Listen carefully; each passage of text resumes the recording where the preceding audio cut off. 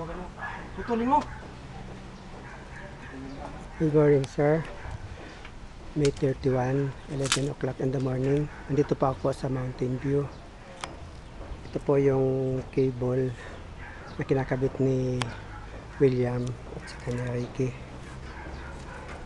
Ito po yung tatakbo doon sa may tangke.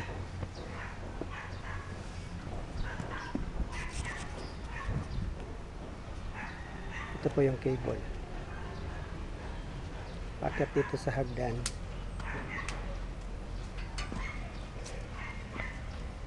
Tapos bumaybay po dito sa base ng tangke.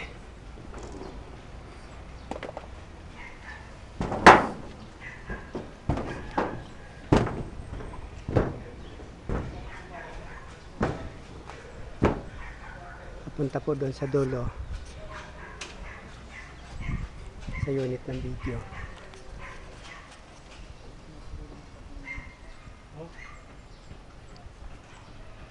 Puputulin mo, puputol talaga yan.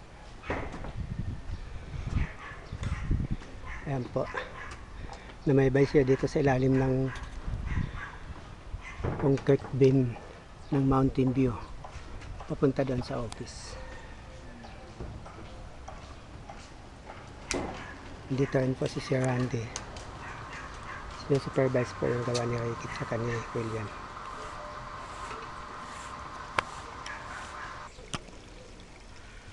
Dito na po ako sa creek.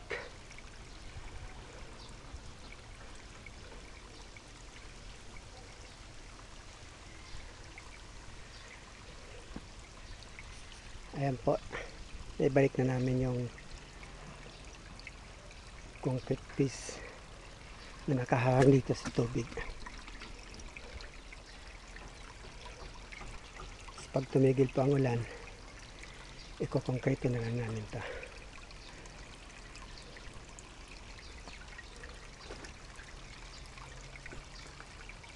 Ayan, binalik namin sa balon.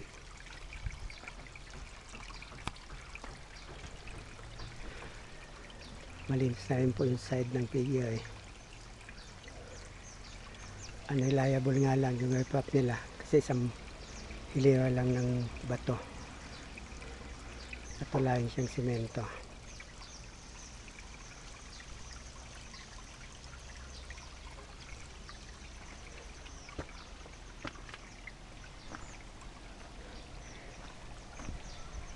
Papunta po ako ng baba.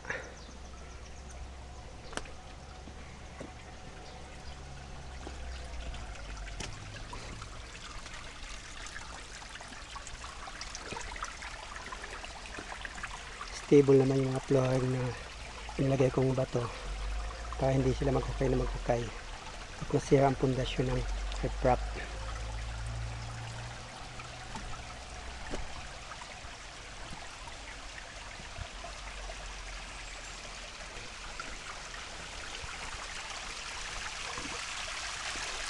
Ayan po. Yung mga bato na yan po na malalaki, dati na yan dyan. Pag nahukay ulit, iaakyat namin. Yung iba na iaakyat na namin doon. Lulutang din ulit yan kapag malakas na malakas yung tubig. Mawawala yung mga lupang nakadagan. Ayan po. Yung original ng adobe. Yung dinadaanan nila ngayon. Nalilinis na yung kanal. Yung oo lang.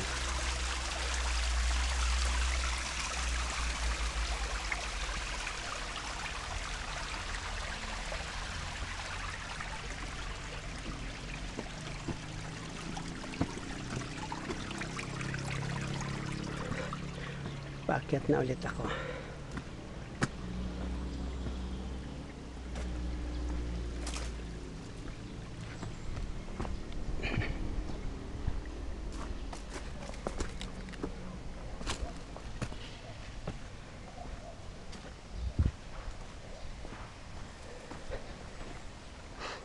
Ito na po yung mga bato na ibaba na namin.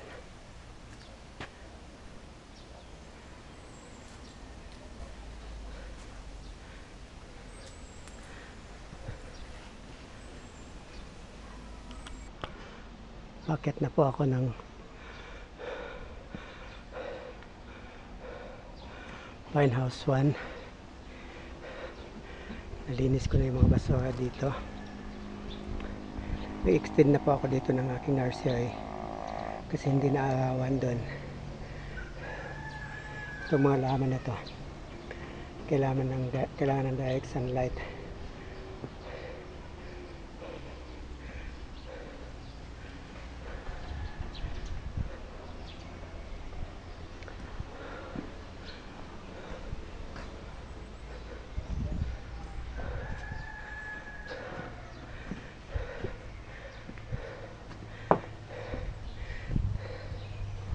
Nilipat ko na po dito yung mga full grown para masikatan sila ng araw.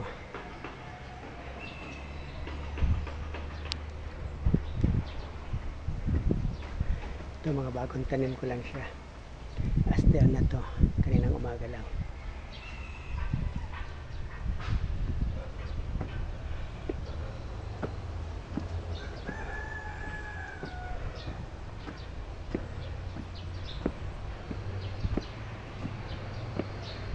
Yan po yung saging. Malaki ang bunga niya.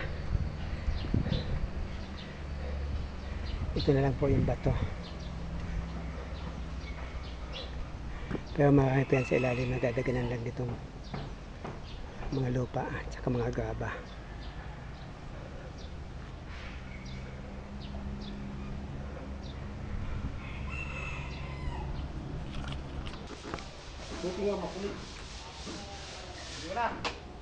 Sir, andito na po yung cable sa dulo ng tangke.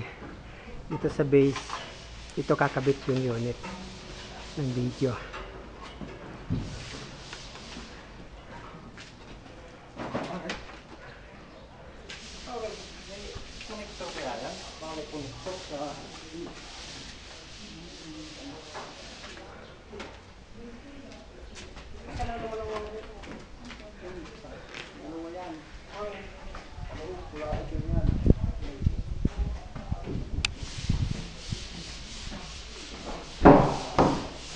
Ito pa yung stocks natin. Ibaba na yung mga pinto.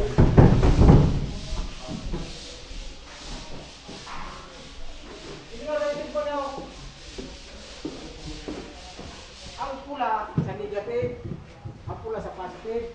Para ka na sa ganyan.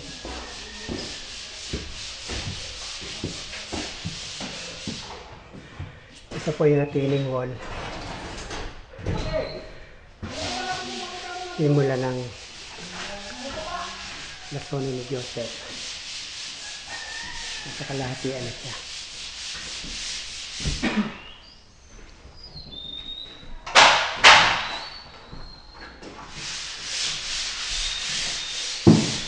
Lahat naman po. Lumipat ito dito sa CR number 4.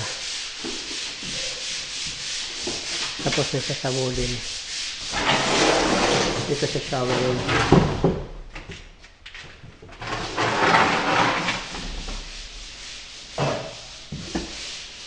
So, asa ilaw nito? Ayun, kalabas. Ito? 1,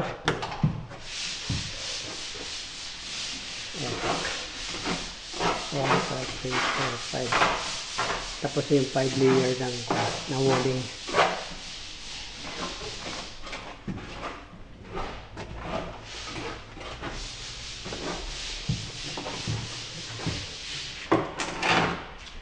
Kaya po, na-layout ko na. CR number 4.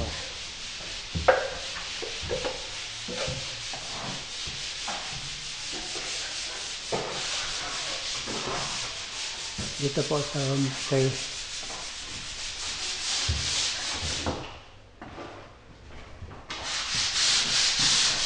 Tapos ang ipis na batakan, mamaya, ipis coating na rin siya.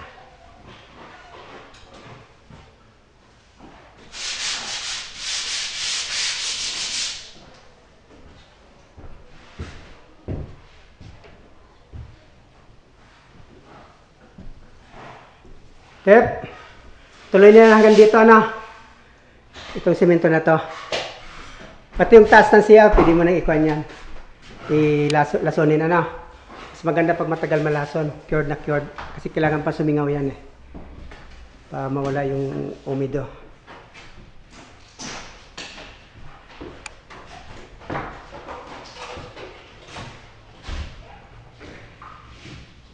Ito po yung room 2. Tapos na yung first coating lahat. Tinuklap ko na yung mga lumobo na walang pandikit na ng plywood na masilyahan ko na yung kahapon. Kailangan na lang siyang batakan, pwedeng hindi kasi ang daming damage ng lubog-lubog. Ayan po, butas-butas, lubog-lubog ang plywood.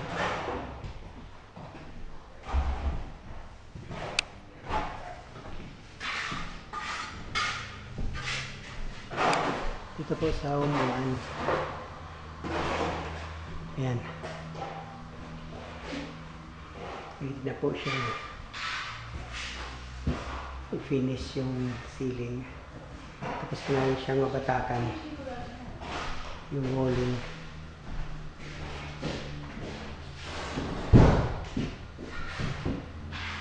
Kunti na lang sa bandang baba na lang.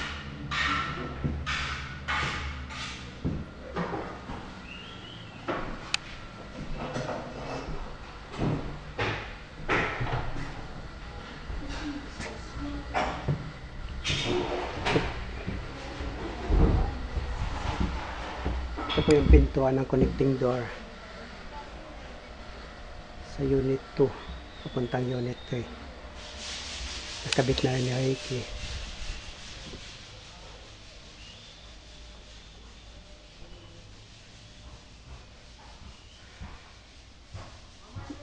Sa unit 1 and 2 na rin ng connecting door ikakabit. Pero napinturahan na rin.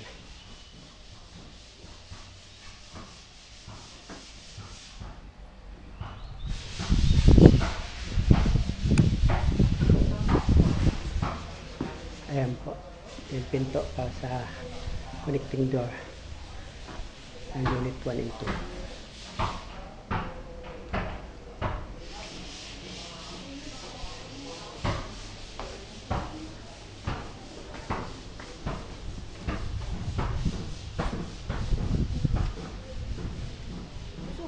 Bibidyo naman sila.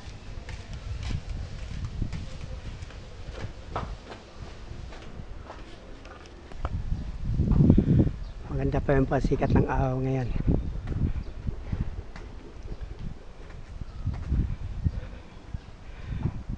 Kaya lalong gumaganda yung mga halaman natin. Yung rose nilipat ko dito.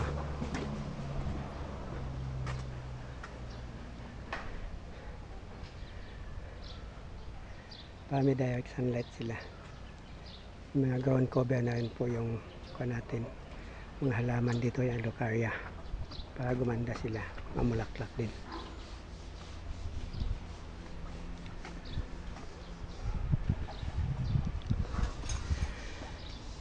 Ando na po si Reiki papunta na sa may Manukan. Ilalagay na isang unit ng video. Ayan po, galing dito yung cable, papunta na siya doon sa poultry house.